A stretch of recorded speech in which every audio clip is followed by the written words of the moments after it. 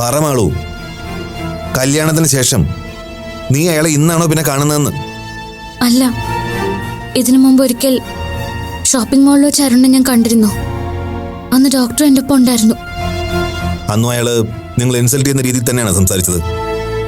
അല്ല, അന്ന് അയാൾ വളരെ മാന്യമായിട്ടാണ് പെരുമാറിയത്. പിന്നെ എന്ന് മുതലാ അവൻ മാന്യമായിട്ടല്ലാതെ സംസാരിച്ചു തുടങ്ങിയത്? നിങ്ങൾ മലേഷ്യക്ക് പോകുന്നതിന് തൊട്ടുമുമ്പുള്ള ദിവസം നീ വീട്ടിൽ തങ്ങി അന്ന് രാത്രി ഒരാൾ വീട്ടിൽ കടന്നു കയറിയത് ഓർക്കുന്നുണ്ടോ? അന്ന് അമ്മയോടും അശ്വതിയോടും ഏതോ കള്ളൻ വീട്ടിൽ കയറാൻ ശ്രമിച്ചതാണെന്നാണ് ഞാൻ പറഞ്ഞത്. സത്യത്തിൽ അന്ന് വീട്ടിൽ കയറാൻ ശ്രമിച്ചത് കള്ളനായിരുന്നില്ല, ഈ അരുൺ ഭാസ്കർ ആയിരുന്നു. അത് അരുണായിരുന്നെന്ന് നിനക്കും അറിയായിരുന്നു അല്ലേ മാളു? അന്ന് കള്ളനെ കൈ കിട്ടിയില്ലെന്ന് ഞാൻ എല്ലാവരോടും കള്ളം പറഞ്ഞതാ. അരുണെ ഞാൻ കൈയോടെ പിടികൂടിയതാ.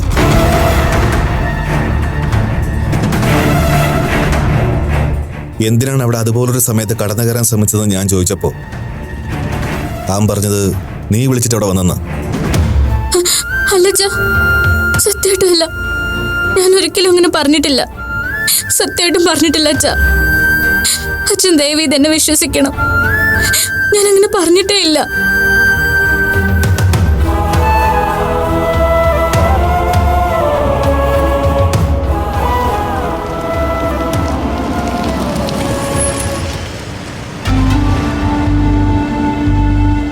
മോളെ, നീ ഒരിക്കലും അങ്ങനെ പറയില്ലെന്നും പ്രവർത്തിക്കില്ലെന്നും എനിക്ക് നന്നായിട്ട് അറിയാം. എന്നിട്ടും അവൻ എന്തുകൊണ്ടാണ് അങ്ങനെ ഒരു കള്ളം പറയാൻ ധൈര്യം കാണിച്ചു എന്നതാണ് എന്നെ കുഴയ്ക്കുന്ന ചോദ്യം. എന്തിനരുൺ എന്നോട് അങ്ങനെ പറഞ്ഞു? അതിന്റെ കാരണം നിനക്കറിയോ? നീ ഒന്നുകൊണ്ടും പേടിക്കണം മാളൂ. എന്താണ് അവന്റെ പ്രശ്നം? എന്തിനാണ് അവനിങ്ങനെ ഫോളോ ചെയ്യുന്നത്? പറ മാളൂ, എനിക്കത് അറിയണം. അന്ന് ആ ഷോപ്പിംഗ് കോംപ്ലക്സിൽ വെച്ച് ഞാൻ അയാളെ കണ്ട കാര്യം പറഞ്ഞില്ലേ? ആദ്യമൊക്കെ അയാൾ വളരെ ഫ്രണ്ട്ലി ആയിട്ടാണ് ഇടപെട്ടത്. പക്ഷെ പോവാൻ നേരം അയാൾക്ക് എന്നോട് പണ്ടത്തെ അതേ ഇഷ്ടം ഇപ്പോഴും ഉണ്ടെന്ന് പറഞ്ഞു. ഞാനത് മൈൻഡ് ചെയ്യാതെ വിട്ടതാ. പക്ഷെ പിന്നീട് അയാൾ എൻ്റെ നമ്പറിലേക്ക് സ്ഥിരം വിളിക്കാൻ തുടങ്ങി. ഞാൻ അയാളുടെ നമ്പർ ബ്ലോക്ക് ചെയ്തതാ. അപ്പോൾ മറ്റു പല നമ്പറിൽ നിന്നും അയാൾ എന്നെ കോൾ ചെയ്യാൻ തുടങ്ങി. അന്നത്തെ ദിവസം രാത്രിയിൽ എൻ്റെ വീട്ടിൽ വരുന്ന അയാൾ നേരത്തെ തന്നെ എന്നെ വിളിച്ച് പറഞ്ഞിരുന്നു. പറഞ്ഞതുപോലെ തന്നെ അയാൾ വരികയും ചെയ്തു. പക്ഷെ ഞാൻ അയാളെ കാണാനോ അനുസരിക്കാനോ കൂട്ടാക്കിയില്ല. അതിന്റെ ദേഷ്യം അയാൾ എന്നോട് കുറച്ചു മുമ്പ് തീർക്കാൻ ശ്രമിച്ചത്. എന്തിനാ നിന്നെ ഇങ്ങനെ ശല്യപ്പെടുത്തുന്നതെന്ന് ചോദിക്കായിരുന്നില്ലേ? അയാളുടെ മനസ്സിൽ മറ്റെന്തോ ആഗ്രഹങ്ങളുണ്ട് അച്ഛാ. അതുകൊണ്ട് അയാൾ എന്നെ ഇങ്ങനെ നിരന്തരം ശല്യം ചെയ്യുന്നത്. നിന്റെ ഭാഗത്തൊന്നും യാതൊരു പ്രതികരണം ഉണ്ടാവാതെ പോയതാ അവൻ ഇത്രയും ദേഷ്യം പിടിപ്പിക്കുന്നത്. സാരമില്ല, അവനെ വേണ്ട രീതിയിൽ ഞാനൊന്ന് കാണുന്നുണ്ട്. അതോടെ അവനെ കൊണ്ടുള്ള ശല്യം ഇനി ഉണ്ടാവില്ല. നീ വിഷമിക്കാതെ. അല്ല, നീ ഈ കാര്യം ജോബിനോട് പറഞ്ഞോ? ഇല്ല അച്ഛാ, പേടിച്ചിട്ടാ ഞാൻ പറയാതിരുന്നത്. എന്നാ ഇനി അങ്ങനെ ഒരു പേടിയുടെ ആവശ്യമില്ല. നടന്ന കാര്യങ്ങൾ ജോബിനോട് തുറന്നു പറയണം മാളു. വേണ്ട അച്ഛാ, ഇപ്പൊ ഇതൊന്നും ഡോക്ടർ അറിയരുത്. അതെന്താ? ജോബിന് ഇതൊക്കെ അറിയുന്നതിൽ തെറ്റില്ലെന്ന് എൻ്റെ അഭിപ്രായം. നാളെ നിന്റെ കാര്യം പറഞ്ഞ് അയാൾ ജോബിന്റെ മുന്നിൽ എന്തെങ്കിലും കള്ളക്കഥകളുമായി ചെന്ന ജോബിൻ നല്ലത് കൊടുത്ത് വിട്ടോളൂ. അതുകൊണ്ട് പറയുന്നത് തന്നെയാ നല്ലതെന്ന് എനിക്ക് തോന്നുന്നു. അച്ഛാ. എന്താ മാളു, എന്താ നിനക്ക് പറയാനുള്ളത്? എന്തായാലും അച്ഛനോട് തുറന്നു പറയുമോളെ. അത് ഡോക്ടറോട് ഇപ്പൊ ഇതേപ്പറ്റിയൊന്നും പറയാൻ നിൽക്കണ്ട അച്ഛാ. അതെന്താ? അത് 2 ദിവസമായിട്ട് ഡോക്ടർ എന്നോട് ഉള്ളിൽ എന്തോ ദേഷ്യം വെച്ച് പെരുമാറുന്ന പോലെ എനിക്ക് ഫീൽ ചെയ്തത്. അതെന്താ നിനക്ക് അങ്ങനെ തോന്നാൻ? അതെന്തുകൊണ്ടാണെന്ന് എനിക്കും അറിയില്ല. ഞാൻ ചോദിച്ചിട്ടൊന്നും പറയുന്നില്ല. ചിലപ്പോ മമ്മിയെ തനിച്ചാക്കി US പോകുന്നതിന്റെ ടെൻഷൻ കൊണ്ടാവും. ഏതായാലും ഇത്രയും ഡിസ്റ്റർബ്ഡ് ആയിട്ടിരിക്കുമ്പോ അച്ഛൻ ഇക്കാര്യം ഇപ്പൊ പറയാൻ നിൽക്കണ്ട പ്ലീസ്. ശരി, എന്നാ പറയുന്നില്ല. ഏതായാലും ഇനി 2-3 ആഴ്ചത്തെ പ്രശ്നമല്ലേ ഉള്ളൂ. നിങ്ങൾ പോയി കഴിഞ്ഞാൽ പിന്നെ അവൻ ശല്യത്തിന് വരില്ലല്ലോ. ആ, പിന്നൊരു കാര്യം, നിങ്ങൾ US പോകുന്നതുവരെ ഇനി അവനുമായി യാതൊരു കോണ്ടാക്റ്റും നിനക്ക് വേണ്ട. കാണാനോ ഫോൺ വിളിക്കാനോ ആരും ശ്രമിച്ചാൽ ഒരു കാരണവശാലും നീ അത് സമ്മതിക്കരുത്, കേട്ടല്ലോ?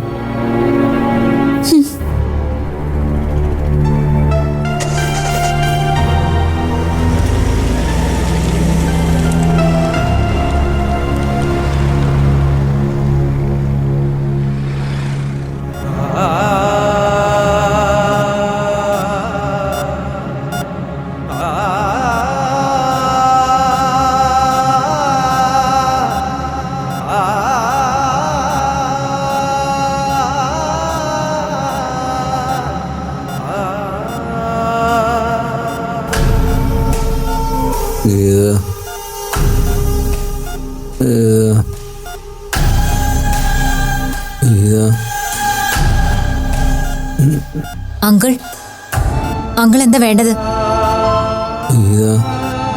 പറയ, എന്തെങ്കിലും വേണോ?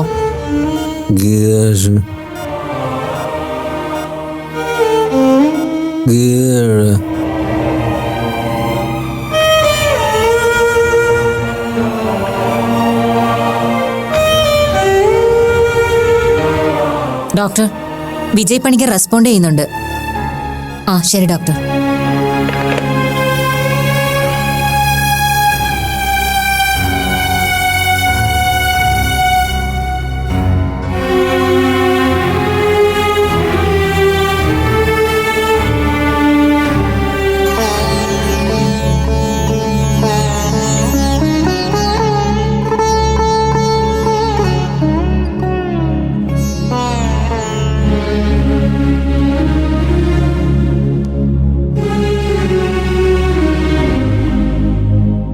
അമ്മേ,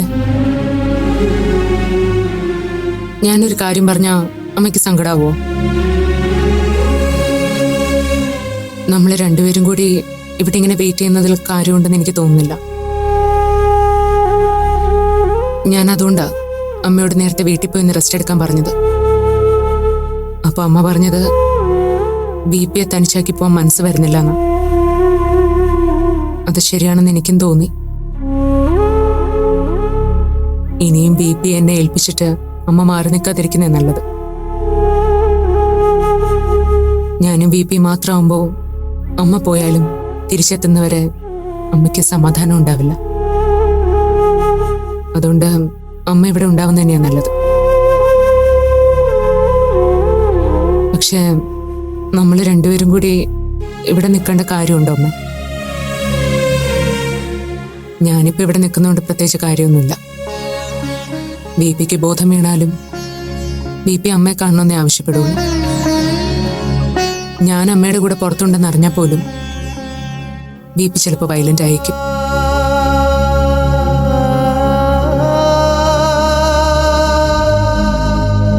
പിന്നെ ഞാനിവിടെ നിന്നാലും അത് അമ്മയുടെ മനസ്സിന് വെറുതെ ഡിസ്റ്റർബൻസ് ഉണ്ടാക്കുകയുള്ളൂ. വെറുതെ കഴിഞ്ഞതൊക്കെ ഓർത്ത് അമ്മയുടെ മനസ്സിന് കൂടി വിഷമാവും.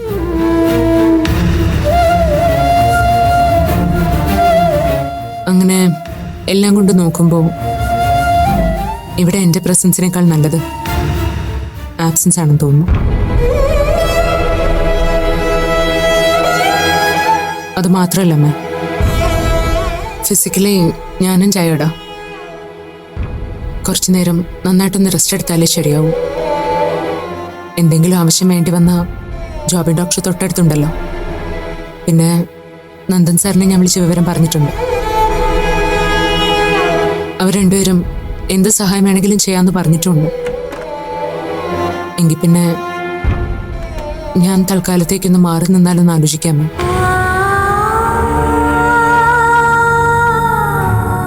ഞാൻ ഇത്രയും പറഞ്ഞിട്ടും അമ്മയൊന്നും പറഞ്ഞില്ലല്ലോ. എന്താ അമ്മയുടെ അഭിപ്രായം? ഞാനെന്താ അഭിപ്രായം പറയാനാ അപ്പു? ഇതുവരെ എല്ലാം നിന്റെ ഇഷ്ടത്തിനല്ലേ നീ ചെയ്തത്. ഇക്കാര്യത്തിലും നിന്റെ ഇഷ്ടം പോലെ ചെയ്തോ, അത്രേ എനിക്ക് പറയാനുള്ളൂ. ഞാൻ പോകുന്നോണ്ട് അമ്മയ്ക്ക് ബുദ്ധിമുട്ടൊന്നും ഇല്ലല്ലോ അല്ലേ? എന്റെ ബുദ്ധിമുട്ടൊന്നും നീ കാര്യമാക്കണ്ട. നിന്റെ ഇഷ്ടം എന്താന്ന് വെച്ചാ അത് നടക്കട്ടെ. ആര് കൂടെ ഉണ്ടെങ്കിലും ഇല്ലെങ്കിലും BP കൊണ്ടല്ലാതെ ഞാൻ ഇവിടുന്ന് പോയില്ല.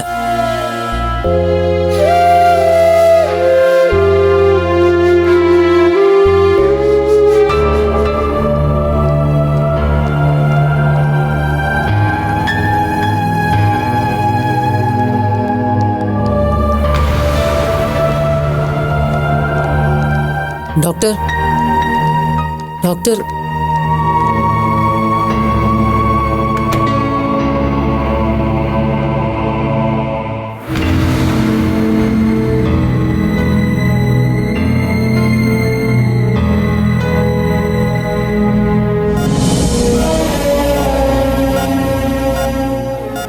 പേഷ്യന്റ് എപ്പോഴാണ് ഉണർന്നത്? കുറച്ചു മുമ്പ് കണ്ണു തുറന്നിട്ടുണ്ടായിരുന്നു ഡോക്ടർ. എന്തെങ്കിലും സംസാരിച്ചോ? ഇപ്പൊ ടൈം ചോദിച്ചായിരുന്നു. പിന്നെ എന്തൊക്കെയോ മർമർ ചെയ്യുന്നുണ്ടായിരുന്നു. വിജയ് പണിക്കർ, വിജയ് പണിക്കർ,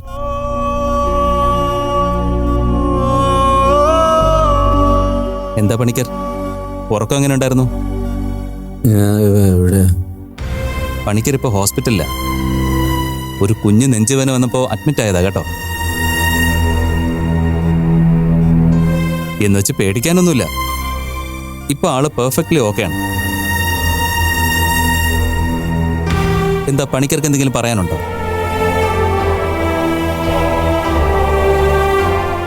എന്താ നോക്കുന്നേ? ഗീത വന്നില്ല. ആരാ ഗീത? എൻ്റെ വൈഫാണ് ഗീതാലക്ഷ്മി. പണിക്കർക്ക് ഗീതാലക്ഷ്മിയെ കാണണോ? ഗീതാലക്ഷ്മിയോട് വരാൻ പറയും. ശരി ഡോക്ടർ.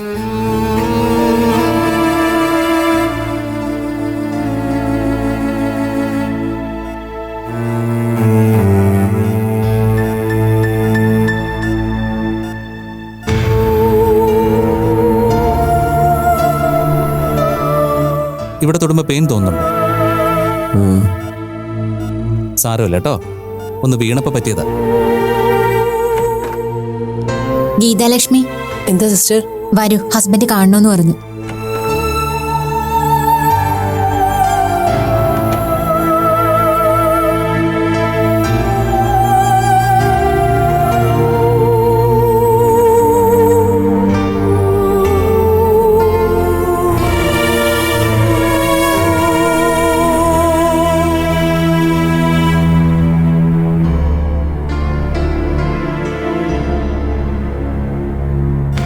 എങ്ങനെയാ വീണെന്ന് പണിക്കർക്ക് ഓർത്തെടുക്കാൻ പറ്റുന്നുണ്ടോ?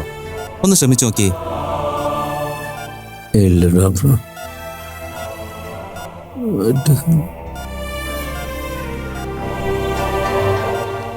പണിക്കർ, ഈ നിൽക്കുന്ന ആരാണെന്ന് നോക്കിയേ.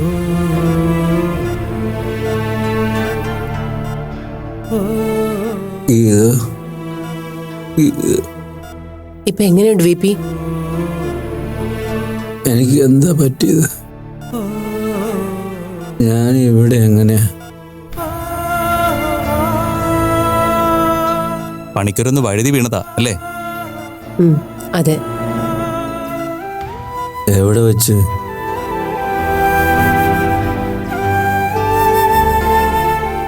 എവിടെ വെച്ചാ ഞാൻ വീണത്? പറയണ്ട, പണിക്കർ ഓർത്ത് പറയട്ടെ. ക്ലാസ്സിൽ വെച്ചാണോ അതോ ക്ലാസ് എടുത്തു കഴിഞ്ഞിട്ടാണോ? എങ്ങനെയാ ഇത് സംഭവിച്ചത്?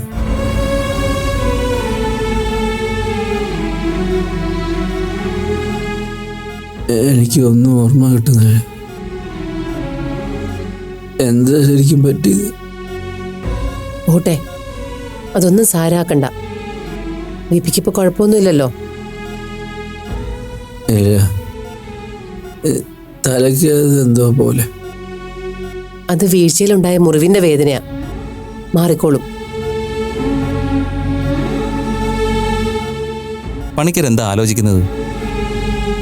കുട്ടികൾ, മക്കൾ അറിഞ്ഞതൊക്കെ. എന്താ എന്താ BP ചോദിച്ചത്? അപ്പും മാളും അവരറിഞ്ഞു അതൊക്കെ?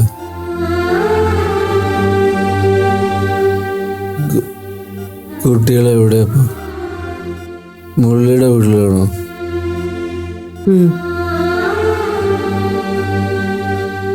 അവരറിഞ്ഞില്ലെങ്കിൽ അവരെ അറിയിക്കണ്ട. പാവം, അവർക്ക് വിഷമം. എന്താ, എന്ത് പറ്റി? നമ്മളെവിടെ നിന്ന് എപ്പോഴാ പോവാതിരുന്നത്? എനിക്ക് അപ്പോഴും മാളൂനെ കാണാൻ കൊതിയായി. ഏതായാലും 2 ദിവസം കഴിഞ്ഞിട്ട് പോകുന്ന കാര്യത്തെപ്പറ്റി ആലോചിക്കാം. ഹെൽത്തൊക്കെ ഒന്ന് ഓക്കെ ആവട്ടെ കേട്ടോ. Madam, 1 minute.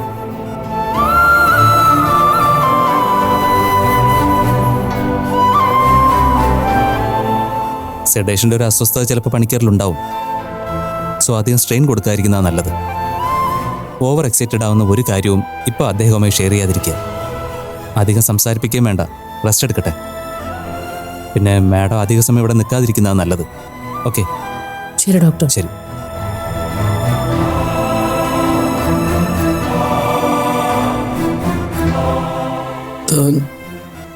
വല്ലാതെ വിഷമിച്ചു അല്ലേ? സാരമില്ല, BP കുഴപ്പമൊന്നുമില്ലല്ലോ. എനിക്കത് മതി. എന്നാൽ ഇത് എങ്ങനെ സംഭവിച്ചെന്ന് എനിക്ക് ഇനി അതിനെക്കുറിച്ച് ഓർക്കണ്ട. BP അധികം സ്ട്രെയിൻ ചെയ്യണ്ട. കുറച്ചു നേരം കിടന്ന് ഉറങ്ങിക്കോ. അടുത്ത് തന്നെ ഉണ്ടാവണേ. ഞാൻ കൂടെ തന്നെ ഉണ്ട്. BP കണ്ണടച്ച് കിടന്നോ.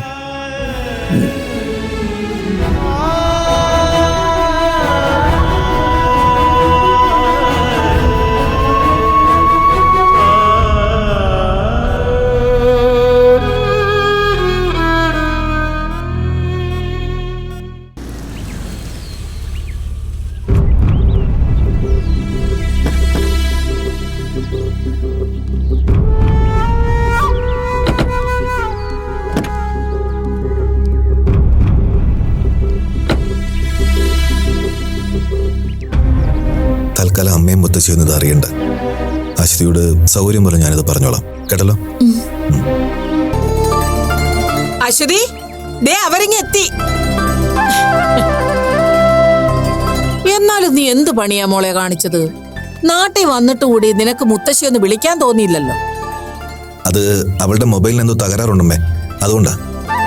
നിന്റെ മൊബൈല് കേടാണെങ്കിൽ ഡോക്ടറുടെ ഫോണിൽ നിന്നൊന്ന് വിളിക്കായിരുന്നില്ലേ? അതൊന്നും അല്ല, ഭർത്താവിന് അമേരിക്കയിൽ വലിയ ജോലി ശരിയായപ്പോഴേക്കും ഈ പാവ മുത്തശ്ശി അങ്ങ് മറന്നു. അതാ കാര്യം. എനിക്ക് മനസ്സിലായി. അവൾ ഇങ്ങോട്ട് വന്നു കേറിയല്ലുള്ളൂ, അതിനു മുമ്പേ തുടങ്ങിയോ അമ്മ പരാതിക്കെട്ടഴിക്കാൻ? അതിനിപ്പോ നിനക്കെന്താ വേണം? ഇതേ ഞങ്ങൾ തമ്മിലുള്ള കാര്യ. അതില് മറ്റാരും ഇടപെടണ്ട, അല്ലേ മോളെ? വരുമ്പം കുറച്ചു നേരത്തേക്ക് നിന്നോട് മിണ്ടാതെ നടക്കണോന്നൊക്കെ ആയിരുന്നു വിചാരിച്ചത്. പക്ഷേ കാറ് ഗേറ്റ് കിടക്കുന്ന ശബ്ദം കേട്ടപ്പോഴേ എന്റെ വാശിയും ദേഷ്യവും ഒക്കെ പോയി. അല്ല, ഡോക്ടർ എവിടെ? ജോബിൻ ഹോസ്പിറ്റലിൽ പോയിരിക്കുകയാണമ്മേ. വൈകിട്ട് ഈ വഴിക്ക് വരാമെന്ന് പറഞ്ഞു. അത് കൊള്ളാം. വീട്ടിൽ വന്ന് കാല് നിലത്തുറയ്ക്കും മുമ്പേ ഡ്യൂട്ടിക്ക് പോകാൻ തുടങ്ങിയോ? അല്ലേ, മനുഷ്യനായ കുറച്ച് വിശ്രമം വേണ്ടേ? ആ, അല്ലേലും ആ തൊക്കട ആശുപത്രിയിലെ ജോലിക്ക് അധികകാലം ഒന്നും പോകണ്ടല്ലോ. അല്ല മോളെ, അമേരിക്കയിലെ ഹോസ്പിറ്റലാവുമ്പോ ഇതിന്റെ 3 ഇരട്ടി ശമ്പളമൊക്കെ കാണത്തില്ലയോ? എനിക്കതേപ്പറ്റിയൊന്നും വലിയ ധാരണയില്ല മുത്തശ്ശി. അല്ലെങ്കിലും അമ്മയ്ക്ക് എന്തിനാ ഇതൊക്കെ അറിഞ്ഞിട്ട്? ഓ, അമ്പലത്തിലെ ഭക്തജന കമ്മിറ്റിയിൽ വീരസ്യം പറയാനാവും. പിന്നെ ഒന്ന് പോടി അവിടുന്ന്. ഞാൻ നാട്ടുകാരോട് മുഴുവൻ വീരസ്യം പറഞ്ഞ് നടക്കല്ലേ? അല്ലെങ്കിൽ തന്നെ 4 പേര് കേൾക്ക പറയാൻ പറ്റാത്ത കാര്യമൊന്നും അല്ലല്ലോ ഇത്. അമേരിക്കയിലെ ഡോക്ടർ ഉദ്യോഗം എന്താ മോശം ജോലിയാണോ? നിനക്കെന്ത് പറ്റി മാളു? നല്ല സുഖമില്ലേ? മുഖം എന്താ വല്ലാതിരിക്കുന്നേ? ഒന്നുമില്ലമ്മേ, ഒരു തലവേദന. അത് യാത്രാ ക്ഷീണം കൊണ്ടാവും. അല്ലെങ്കിൽ പിന്നെ വല്ല അസൂയക്കാരും കണ്ണു വെച്ചിട്ടുണ്ടാവും. അതിന്റെ ഈ വയ്യായിക.